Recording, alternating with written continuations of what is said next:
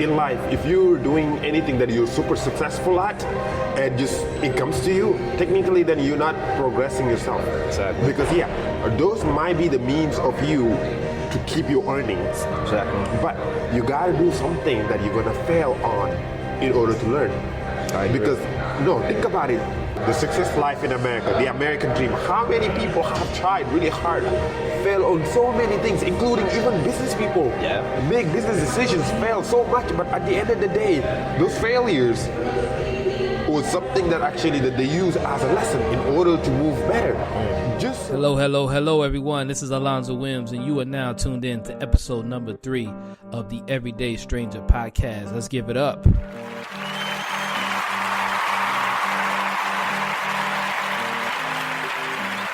For sure. Before we jump in, I just want to give a special shout out to Africa, man. You know what I'm saying? All my people in Angola and Nigeria, South Africa, Senegal. Speaking of Senegal, you were just listening to an excerpt from today's guest. He goes by the name of Ibra.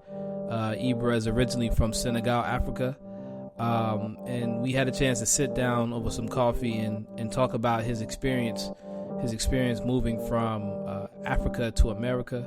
We also discuss topics like racism and the connection between Africans and African Americans, and a whole lot of other interesting things that I think you guys will really like. So without further ado, we're going to jump right into it. This is the Everyday Stranger podcast, episode number 3, with our featured guest, Ibra.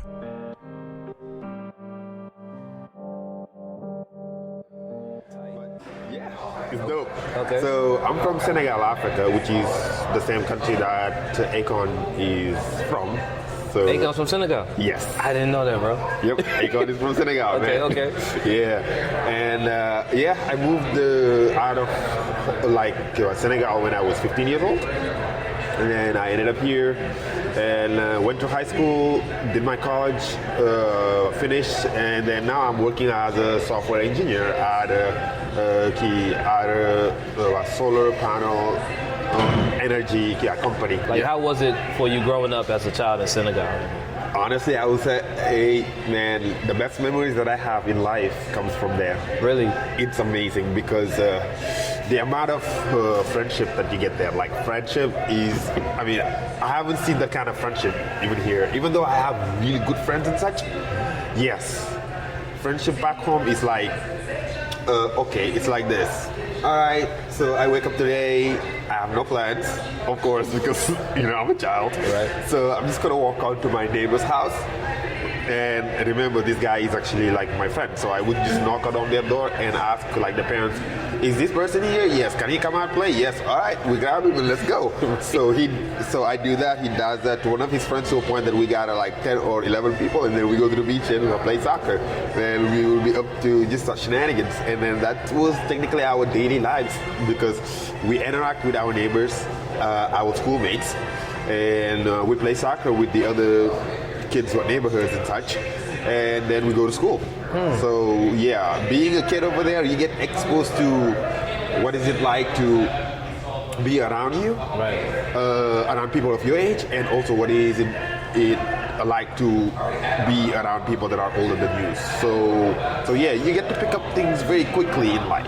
That's pretty interesting, man. I like that because I think last year, was it last year or 2 years ago, I went to Angola.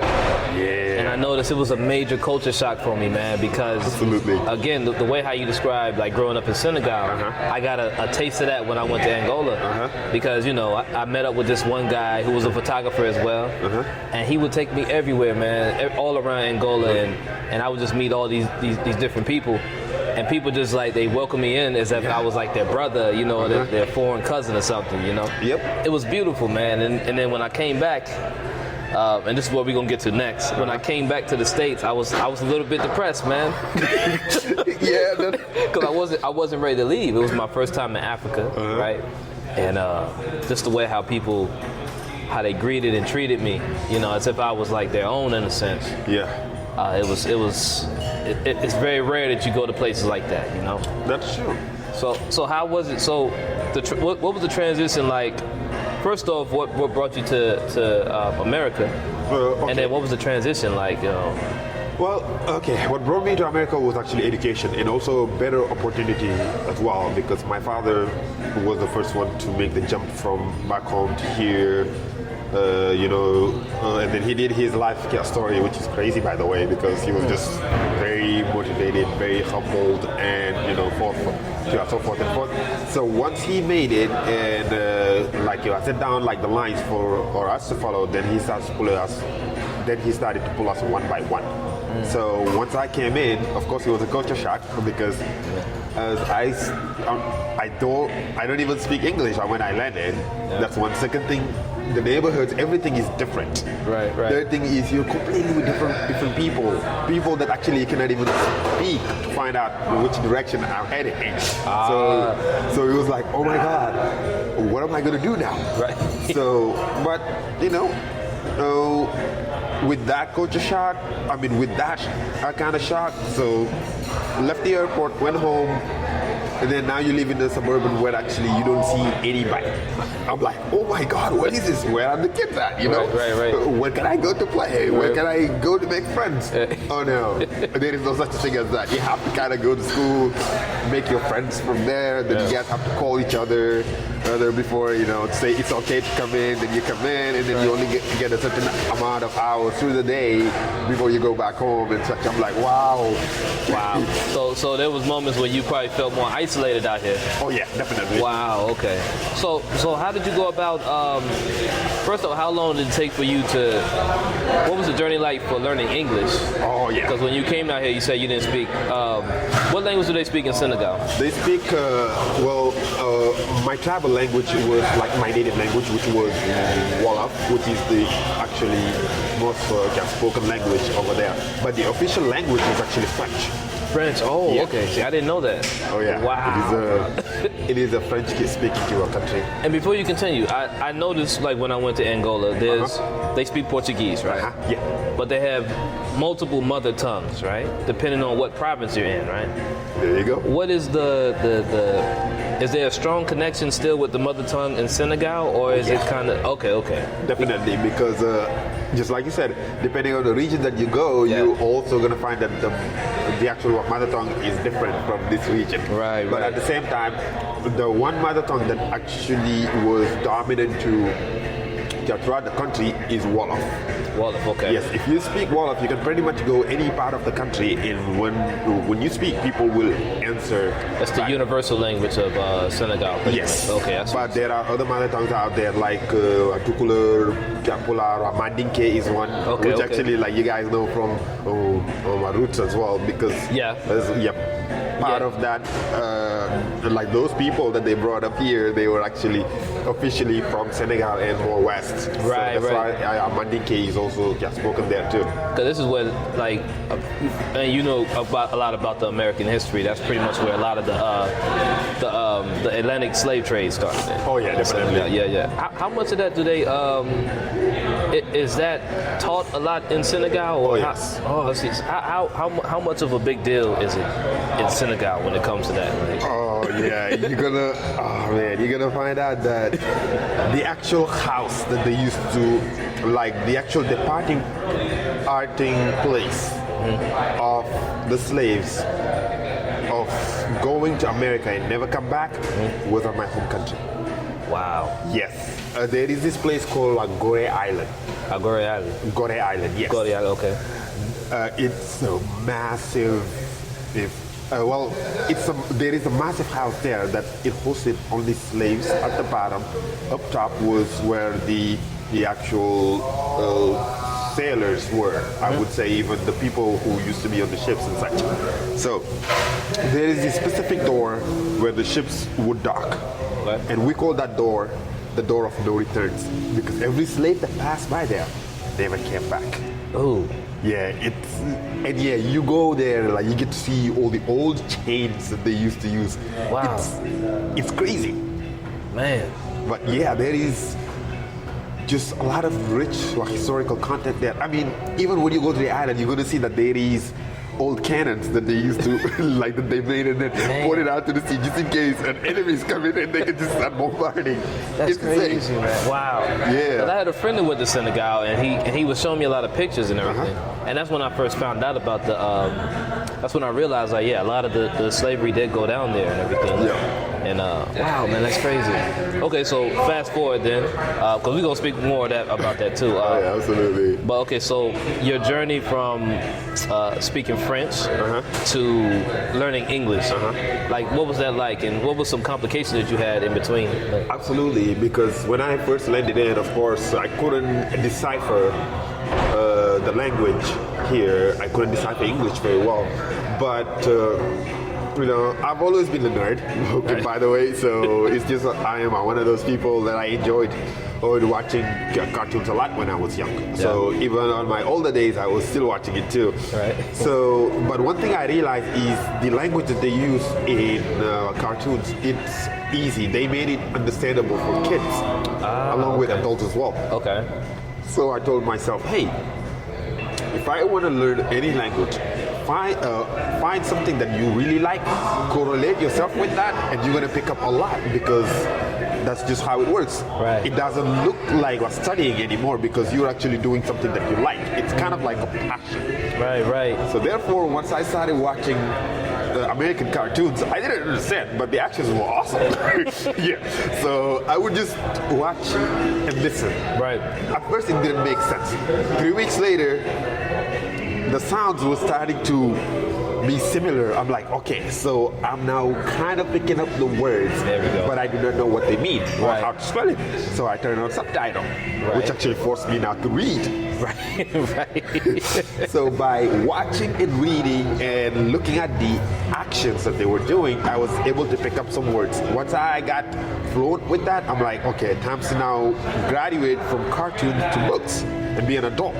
Then I start reading. Right. So that makes you reading and writing very good. Actually. Right. But also you're capable of understanding people when they use hand motions. That is only unique to the U.S.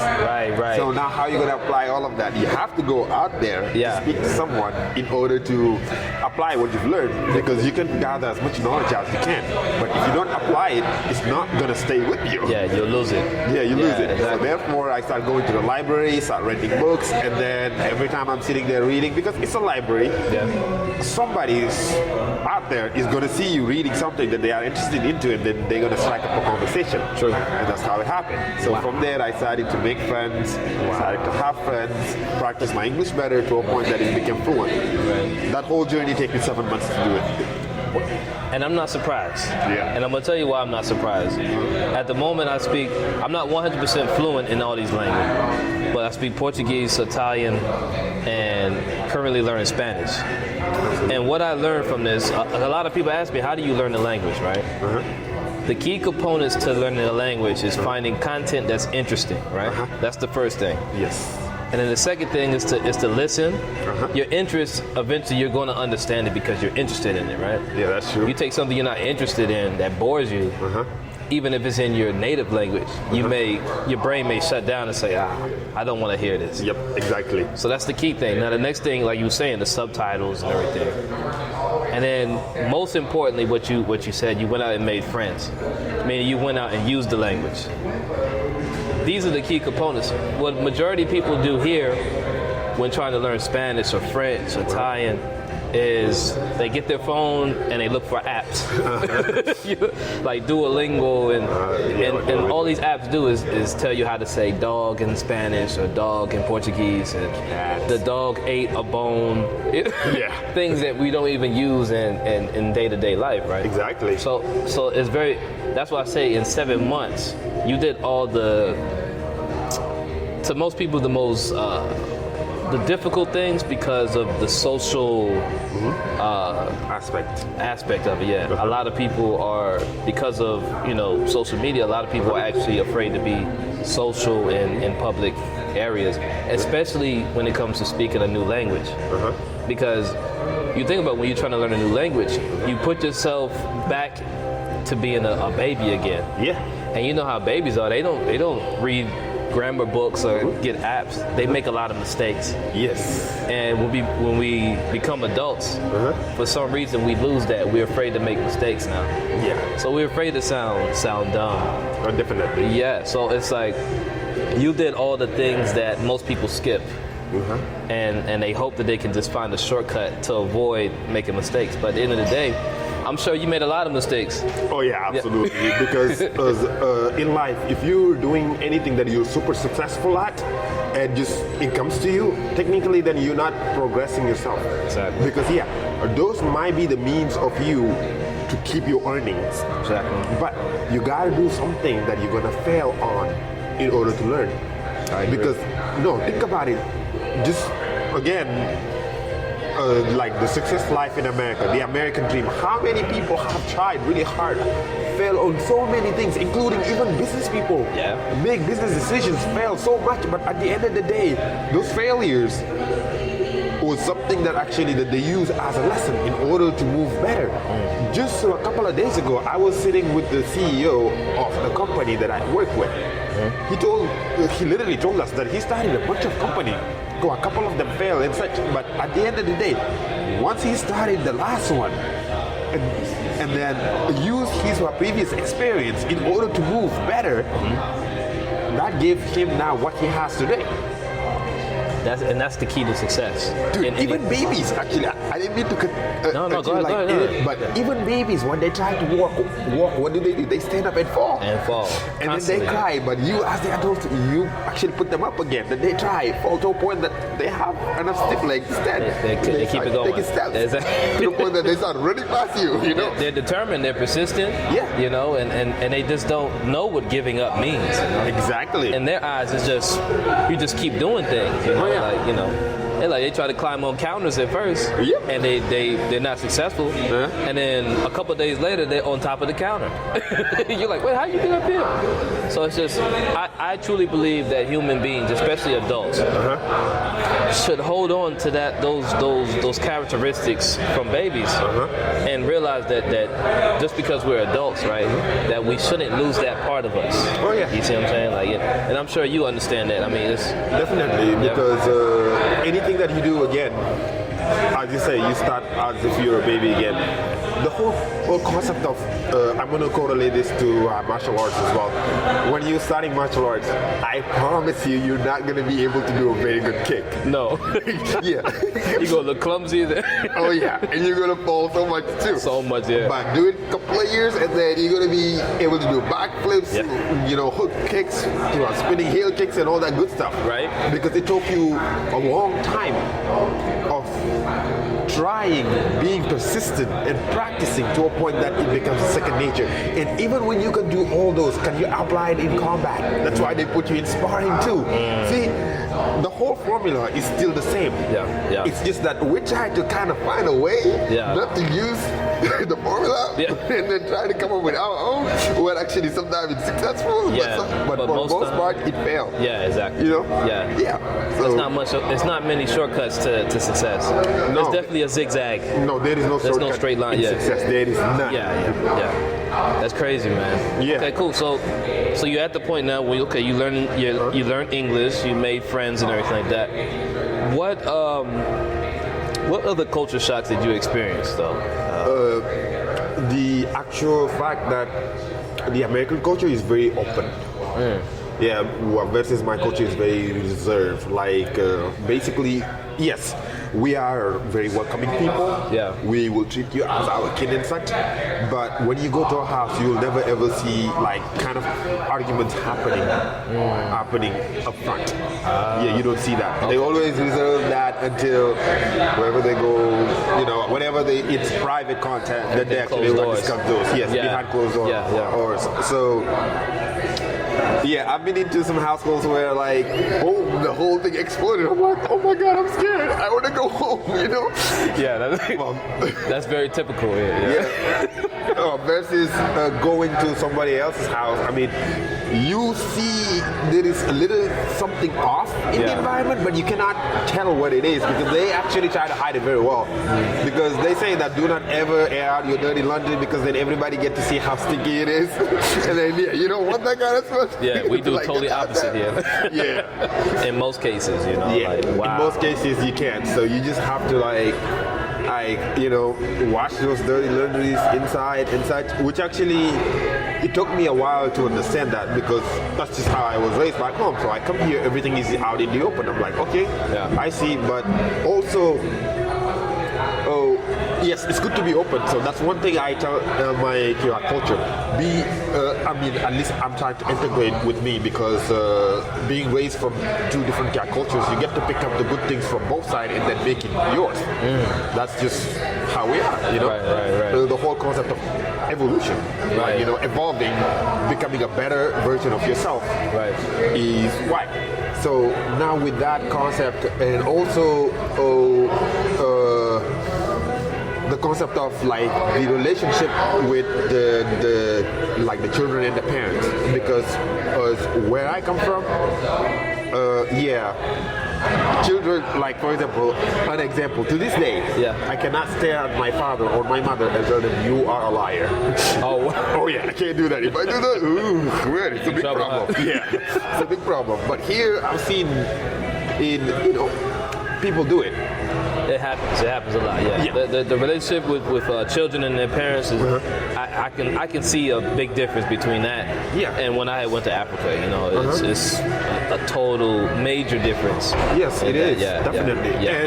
And again, I'm not bashing on the American culture or anything of that sort. I'm just talking about the differences that I see. Yeah. For actually, like for me, when I saw it, I'm like, oh wow. This is crazy. Yeah. Like for example, one of my best friends was like, "Mom, you're stupid." I'm like, "Oh my god, dude, she's about to wring your neck." But then I'm like, "Oh hey, okay, that's like acceptable here." So. Speaking of again, more about the culture, going deeper into it. I'm sure. And say you lived in America for how long? It's been from 2005 to 2019, so yeah, you're looking at 14 years. 14 years, okay. Yes. Have you noticed, because when I went to Angola, I didn't experience any of this, but have you noticed any conflicts that are like racial conflicts living here? And how did you take it if you did see anything like that? Oh, trust me, I have faced a couple of racial contents in my life, especially back in high school. Because come on, man, I'm like blue doopity doo, like blue, like not just dark, but just blue. But yeah. This happened while I was at school, and some student told one of my some student, and I was kind of sensitive about this, and he knew, but he used that because he just laughed because they were speaking in Arabic. I didn't know what they were saying. I do somewhat can pick up a couple words here and there, but they were speaking Arabic. So the other guy laughed and then come up to me and say, "Hey man, this guy just called you the N-word." Oh wow! So me, without thinking, just reacted, looked at him. And, what did you just say to me? Before he can explain, just bam, shocked him. Act him, and I got into trouble. Right. So when the principal came, was like, "You're in trouble. Like you don't do anything. You're always smiley. You're happy." But that happened. So I got out of detention for that for like 2 or 3 days. Right. But later on in life, I realized I was quick to react, and I took someone towards someone that actually I knew he, of course, was a little off of his, screws a little bit. Use that. I let that person trigger me to a point that I reacted a way that I shouldn't, because I should have been better. Right. But I didn't hold myself to that state. So yeah, that was a life lesson for me, and have been a couple of scenarios where I'm taking advanced calculus courses, and I walk into a class. I'm the only like blue person in there. Everybody else is a completely different, either race. I'm like, okay. So I say, and people were like, hey, you sure you're in the right class? I'm like, no, I'm not. I'm just here to observe. Okay. Right. So they found out later I actually supposed to be in the class. And then after that, first test comes, I did okay. So they sitting up there with their high grades. Oh yeah. So like, you did okay? I was like, I did okay, because I'm terrible at test taking. Yeah. But I always use the first exam to voucher myself to see how much do I need to study. Right, I see. So yeah. So now it comes the second exam, and I almost have a perfect score, while their grade slipped because things started to get harder. The first one spike up their confidence to a point that they let themselves, like they underestimated what needs to come on the second one. Right. Unfortunately, that got them. But since mine, I used the first one to gauge, because usually the first test is the easiest one. So you get to see what it takes to make it to the second and the third. So you go back and review the previous material plus the material that you're going to be tested on. So that is what got me to a high grade on the second one. So they were like, whoa, what did you do? I'm like, I don't know, I don't belong in this class, so why should you ask me? I thought like you have the answers. Right. So, but that was, certain things here and there, but there are much deeper contents where it's dirty and such. But what I would say is this: do not let people define who you are. The reason for this is labels are very easy to pour out of your, like the word I don't want to say, and then I'll stick it.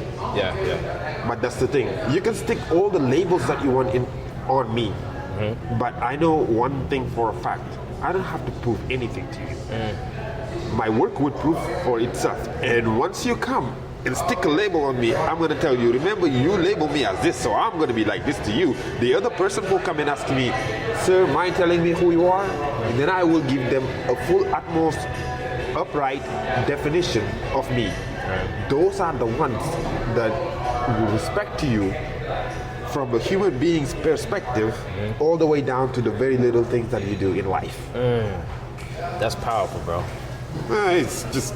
but it's facts, though. It's true. Yeah, it's facts, because if like somebody comes and look at you, it's like, yeah, it's another blah blah blah blah blah blah blah. They're like, okay, and then some other guy asks you, so this and this and that and that, but they didn't know that you can travel to Africa, you're learning multiple different languages, you are in the move to do all these things out for yourself, and they can learn actually something from you. True. And I had plenty of instances like that too. But again, like you said, like, I mean, I don't sit around waiting for people to define who I am. I know who I am. I know what I'm doing. I know what I've done. And a lot of times it's up to the individual to be open-minded and not take things from surface, from surface level and everything. Interesting, man. Yeah. How do you feel about living here? How do you feel about the relationship between? Because there's one thing in Angola, they treated me with like so much love. Yeah. But they knew that I was not from Africa. Yeah. they reminded me. How do you see the relationship between African Americans and actual native Africans? Oh yeah, so that is a very sensitive subject, because back when I was going to college as well, I was part of this association that they call the Black Student Association. Right. So being part of it, it was a mixture of African Americans and African as well. So we had a debate on what is it to be an African American, what is it to be African. So even with that content, there was sometimes a little bit of a tension as of, well, you're not originally from Africa, so like you don't count. Well, the other person will say, well, you're not from here. This is actually our country. We are African American. Right. But the biggest thing that they forgot is, take a look at your skin tone. Yeah. Bro, you're brown. Yeah. I'm brown. Right. So, well, people will say black, but technically it's not black. It's literally brown. Brown. Because if you were black, you would be looking like a black leather couch. Like my camera or something. Yeah, exactly. So, look, you're brown. Right. And the other person is brown. Why do you have to distinguish yourself when you have, like, I would say 99.99% of things in common. Because if you're out there dying and you need a kidney, guess what? I happen to be a match. You wouldn't be thinking about me if I was brown or white or green or blue. Exactly. Like, can you save my life? Right. Exactly. And then this actually happened during the Second World War too, because they come out and publish a paper. Scientists find out that Negro blood is the same as Right, white blood, so we can actually give each other blood. Exactly. It's like, bruh. Yeah. See. Yeah. And that's the thing, but I think a lot of that is hard for a lot of Americans to recognize that. I guess It's also hard for a lot of Africans to recognize that too. Yeah. Because I remember back home, the highest compliment that somebody could give you is like, man, you look like an African American. So yeah, you start, flexing a little bit. Right. Man, I look good. Yeah, I remember that my uncle used to tell me, because I've been just one of those people who used to like just to dress up. Well, my mom used to put me on slacks and shirts when I was first grade. So I'm like, Mom, what you doing to me? So like with that, I used to get that kind of statement from my siblings, my uncles, and like other people. So I was always a little feeling myself. Right. Then actually, when I learned that I'm going to America, I'm like, yeah, it's gonna be awesome. Right. Walk in, the first person that ever called me the N-word and tell me I'm black as night was a black dude. I'm like, man. Yeah. And you notice like we use that word a lot. I'm like, man, why do you have to chop down the brother? Right. Yeah. Because he just happened to be darker than you. Yeah, call me midnight. Okay, I don't care. But guess what? At the end of the day, right, if you just want to take out that content and focus on what we do as human beings, you'll find out that we have a lot of things in common. True. But we like to focus on the difference because everybody want to be special and different. Guess what, bro? You ain't special. Right. Nobody is special. Right. The only thing that makes us different is our area. Excuse me. See, my English is messing up again. It's cool. It's our spirituality is what makes us different. Break that down. Yeah, definitely, because when you have a certain content with your spirituality, you make a peace with yourself. So you're capable of accepting anyone with their mistakes and say, you know what, you did your mistakes, I did mine too. Let me tell you about mine firsthand so you can learn from me. So don't do the same thing that I did because I want you to be better than me. Right. That's the guy who's humble, who's actually willing to look beyond anything else and look at you as a human being with a sound spirit, and let me tell you something that actually you can use to better your journey. Right. But we're focused on, well, he went to jail, he did this, he did that. I'm like, bruh. Wrong things. Yeah, don't chop each other, elevate each other, help each other go up. I'm like, that's important, man. Yeah. And that's one of the things here that we speak about a lot that lacks a lot. You don't see a lot of that sometimes. Yes. Now it does happen in certain places, but it's not under the radar like the negative things are. You see what I'm saying? So that's interesting, bro. Wow. Okay. So right now you said you're a student still, or you're working under a Yeah, I work for an energy company, but I'm an engineer at that company. I finished my school like maybe 5 or 6 years ago. So yeah. Okay. So how's that going so far for you, man? Oh man, pretty good, man. Yeah. Well, blessed, definitely. That's one thing that I know for a fact that I did, and thanks to my parents too. Yeah. Because they were the one who actually laid out the path. Right. I follow it to a point that I learned so much of it. So now, whenever it comes to forging my own path, at least with the ways that they taught me, I can make better decisions to keep. Yeah. I like that. So yeah, that's where the difference comes in, because they can only take you so far. Right. But at the end of the day, you get to forge your own. True. Yeah. They can only give you the map, huh? Yeah, they can only give you the map, but how you can find a way to navigate the map so you can get to a point where actually you could be where actually they were, and then you can surpass them. That's what you look for. I like that. Yeah, you got to work for your last name, not for your first name. Right? So your relationship with your mother and father were pretty close then. You had a very close bond. Oh yeah, definitely. Everyone lived together, or it was just. But my dad, this was a couple of like maybe 2 years ago.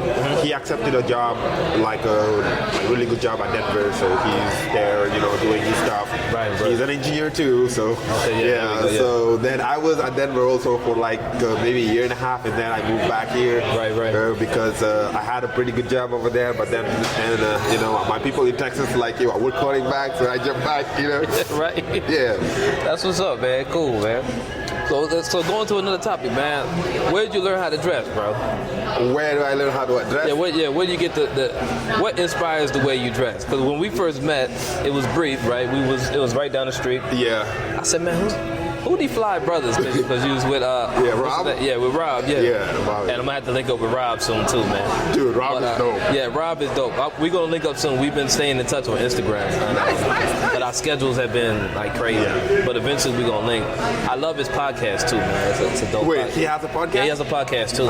He didn't tell me about that now. Dang, Rob. Rob, he might be one of them silent killers, like the ones who doing a lot of work, but they don't speak about it a lot. Trust me, bro. I've known Rob for 12 years. We've been I know good each other friends some time. Bro, we used to hang out in my crib. We used to play big games and all that good stuff. Rob has Still to this day. Rob has a podcast. It's coffee based. So a lot of people that he interviews, like a lot of baristas, like people who make coffee, and just like the whole coffee scene. It was really interesting to me, man. Like, You didn't tell me about that. Okay, all right. Yeah, get on him about that. Yep. I was texting him yesterday because he was like at Hong Kong, like mall center or something like that. So I told him, so you went to this place without telling me, eh? He was like, okay, next time, bro, next time. I was like, okay, yeah, that's what I thought. Wow, that's great. Yeah, when I saw y'all two, I was like, man, these dudes, they dress pretty fly, man. Like, but I noticed you like, you were suited up. So did you always dress like that? Is it part of your personality? Like, how would you describe like your dressing style? Like, Okay, so yeah, that's something that I didn't look into until I was maybe like the past 2 years or so, because when I was young, my mom used to dress me up on slacks and a button-down shirt, and also I would wear some like good shoes also, and then this was back in Africa, so like we didn't have much, but still my mom made it to a point that I would look like $1 million. Right. Yeah, and then that kept on, and then when I came here, I just let it go because I was a typical nerd, high school, kept trying to keep so forth and forth, and then as I joined the workforce, I started analyzing all the CEOs and all that good stuff. Well, at least on those kind of companies, right. They used to have an upstanding way that they would dress themselves, and then there is work kind of like dress for work basically, where like you're expected to look a some kind of way. Right. So after analyzing all of this and also the background that I'm coming from, where like nerds are not expected to be well dressed, I'm like, there's a way I can have the best of both worlds. Right. So I'm like, these guys are very well respected due to how they present themselves. The nerds, they just throw them in the lab and tell them, come up with something great, and then they come up with something great, and then the guys with the suit and tie goes up there and then present it, and looks like they are smart people, Right. but but at the end of the day, they get the information from somebody else. I'm like, let me start combining those two fields together. So I'm like, you know what? I'm not technically doing it to be respected, but at the same time, the way that you carry yourself speaks for itself. True. Because just like how you have your manners, because if you have good manners, people will respect you. True. You don't even have to demand it. True. Basically, you command it. So that's what happens. I'm like, okay, so being in a suit and tie, even though in our generation suits and tie are not very common nowadays, but okay, let me be in suit and tie, and then I tried first. Right.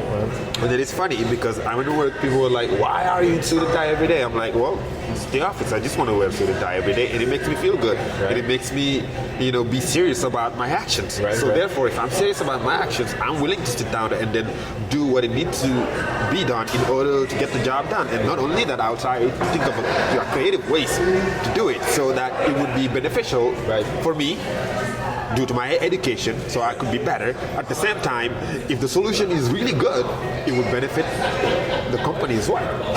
So see, so there is no losing aspect on that. It's Yeah. just a constant winning situation. Exactly. So I'm like, okay, so then I did that, and I noticed the whole vibe started to change. Yeah. People were approaching me, was like, oh wow, didn't know, so what do you do, blah, blah, blah, blah. So I tell them what I do, and then they come up with some interesting project. Hey, I'm trying to work on this, blah, blah, blah, blah, and based on your background, you have this, so can you help me out? I'm like, oh yeah, sure. So I, give them ideas and such. So they go, work it up, they get stuck, so they ask me, I tell them, and then they go back and finish the thing, and then tell me, oh, by the way, I couldn't accomplish this without this guy. I was like, oh, who is he? Like, you don't know him. So forth and forth. So see, so then your reputation started to build itself. And usually what carries you through life is your comportments, your reputation, as well as how you present yourself. Because if you're that guy who's always late, there's like, he's always late. If you have bad manners, man, he's very rude and so forth and forth. But if you are that brother that presents himself in a way that people will look at you as like, okay, wow. Right. When he says that he's going to get things done, he's going to get things done. And he's going to do it so well that he's like, I cannot argue with this. It's just good. Yeah. He's always on top of his game. Yep. Man, oh my goodness. And it's funny, man, because this is something that me growing up, those characteristics, interesting, that would be considered a white characteristic. Something that you only see.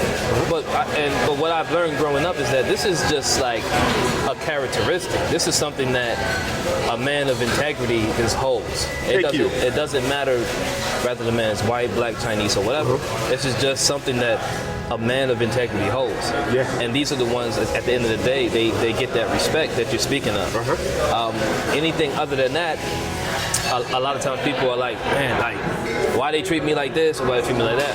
But a lot of times, because this is the world that we live in, the man of integrity just seems to get that respect because just the way he carries himself, it's almost as if he demands it by not even saying anything. Yeah. It's just no, like you see him and you purposely just give it to him. Yeah, exactly. Because you know that once you give him your respect, he's not gonna throw it in the trash and then look at you in a different way, so forth and forth. He's gonna take it and then give you the same respect that you gave him. Right. So then it becomes a beautiful, outstanding conversation. Yeah, exactly. Like a friendship. Beautiful. Yeah. Jinx. Yep. Yeah. We got distracted for a little bit now. Man, good thing the cameras ain't on. So this is a question. So I have two more questions. Okay, two more questions? Yeah, absolutely.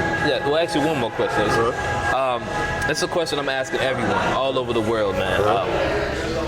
If you just so happen to receive news that you only had 1 year left on this planet, how would you see your way of living then? Would you change anything? How do you view your life after hearing something like that? Okay, so to me, you have to find out what makes you good, what makes you feel good, and that's right. Because most people can do a lot of things that feels good, and it's not right. For example, you can go find a bank and rob it and then get away with it. You just got away with something that's extremely difficult. Oh my God, it makes me feel good. But guess what? That feeling doesn't last because it's not good. You have to find what feeds the soul that makes you feel good, and that is right. Then you start doing that. For example, and this is actually a goal of mine, and I hope that I pray to God that I'm at that stage where like I can do it consistently, non-stop and such. But just the concept of giving back, I would have loved to find at some point just be wealthy enough to find somebody who's completely on the streets, have nothing, Right. and take them, give them a job, clothe them, buy a land, build it, and then even if I have to sell it to them for a penny, just to let them know that you bought this from your hard work, not just I'm giving it to you to get charity. What actually most people would do and then publicize on the social media. No, no, ain't nobody that gotta know about it, bro. Exactly. Just do it, and then trust me. Once you do that, the amount of goodness that you get lasts for a lifetime, because every time that you think about it, it makes you feel good. But you rob a bank once, you know? look, I'm just telling you, you rob a bank once, you feel good, you're gonna be tempted to do it again because you want to get the rush. The same thing as the guy who helped that person to a point that they got off of their feet and then they are actually doing really well. You're tempted to do it again, but this one piles up with no consequences but just goodness. The other one piles up with the rush, but what waits you at the very end is horrible. So like you see the difference. Yeah. So focus on that actually when you do it, you're doing it for yourself because you're doing it, it makes you feel good. You're doing it because it elevates who you are as a person. Because the more kindness that you do, the more that you're going to find yourself in peace with yourself. And the more that you help people, at some point, somewhere out there, it will be you that will need the help, and some stranger will pay it back. But if you just do up to no good, you're gonna end up to places that are up to no good, and guess what? The same thing that you were doing to people, somebody else is gonna do it to you. that's facts, man. Yeah. So within 1 year, that's pretty much how you would handle life, pretty much. Yeah, pretty much do the best that I can to help people because, that's supposed to be our way. We were created with differences, so forth and forth. Not to see the differences, but to mingle on one another. Because what I have, you don't have. What you have, I don't have. Because if I have what you have plus what I have, I wouldn't be here, right? Because then I'm like, I got everything I need. I don't need anything. The same as you. Right. But the fact that the wealth, knowledge, and everything is distributed differently is because I wanted you to come together. That's perfect, man. Goodness gracious. So just do it, Be the better version of yourself.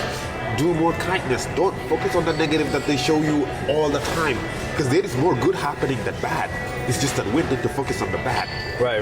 So, if I had 1 year to live, that's pretty much what I will do. I like that. Try to help other people that I can.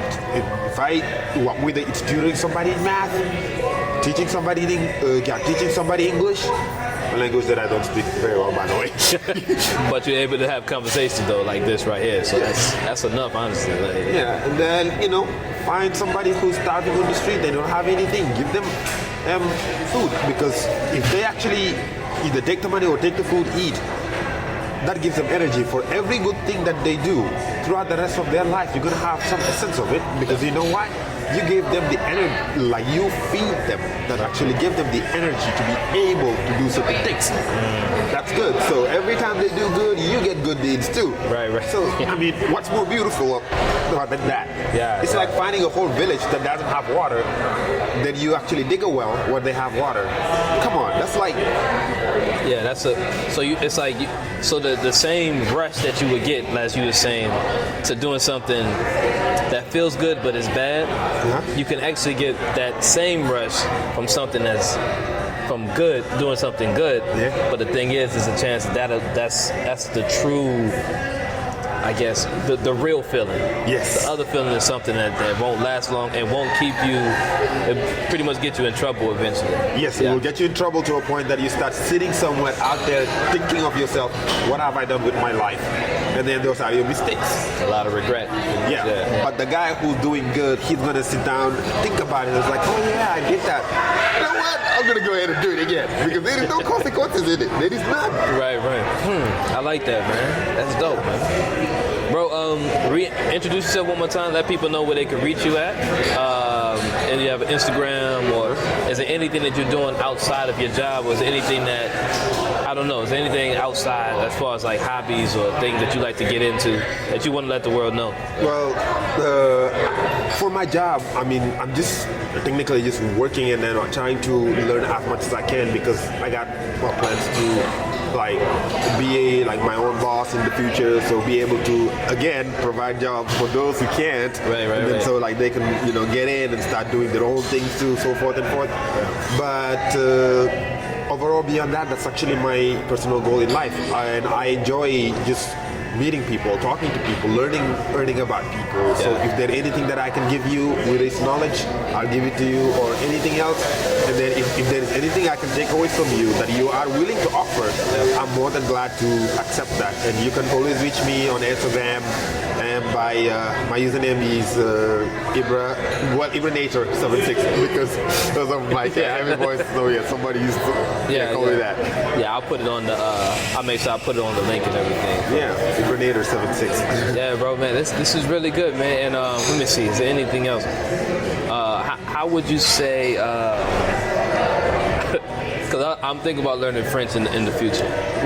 Well, I'm down to help you out, brother. Just give me one phrase, man. One phrase and what it means in English. Okay, one phrase. Okay, so I had to think about what I had to say about that one because. Okay, so I'm gonna read you of basically there is this French rapper that says basically basically what he's saying in English is for every faces that you see, for every strangers, this is the people who migrated from one place to another. Like from one place to another, all their struggle and the things that they go on a daily basis, that is what makes history. That is the true faces of those who write history. I like that. Yeah. And how you say that in French? Wait. Yeah, I'm trying to remember. Chaque visage qu'on touche. Chaque gens qui passe sur la route, c'est un peu de tout ça qui écrit l'histoire.